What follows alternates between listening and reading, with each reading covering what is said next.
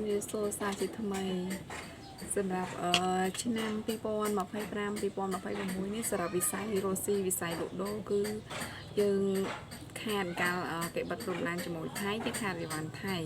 យើងត្រូវជ្រើអីវ៉ាន់ថៃអស់រហូតមកដល់សប្តាហ៍ថ្ងៃហ្នឹងខ្ញុំក៏នៅតែមានមកមុខពីមុខដែរវាមិនច្រើនទេណាវាមិនដល់ជាកេះទេនៅទីនេះឯងតែសម្រាប់បងប្អូនផ្សេងក៏គាត់នៅដែរក៏ខាតចាហើយសម្រាប់ចូលពាក់កណ្ដាលឆ្នាំជិតពាក់កណ្ដាលឆ្នាំហើយ2026នេះយើងខាតរឿងកវលកំពុងម្ដងសង្ឃឹមថា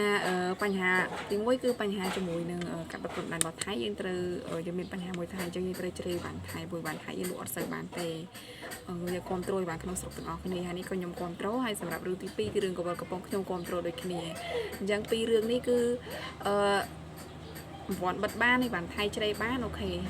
សម្រាប់ទៅមុខទៀតសង្ឃឹមថាมันមានរឿងអីទេសម្រាប់អ្នកលក់ព្រោះផ្លូវចិត្តយើងត្រូវតែរឹងមាំព្រោះយើងរស់ស៊ីគឺយើងជួបច្រើនមែនតើសម្រាប់2ឆ្នាំនេះគឺ2025 2026នេះគឺជួបច្រើនមែនតើសម្រាប់អ្នកលក់ចា៎អរគុណអ្នកមើលវីដេអូដល់ចប់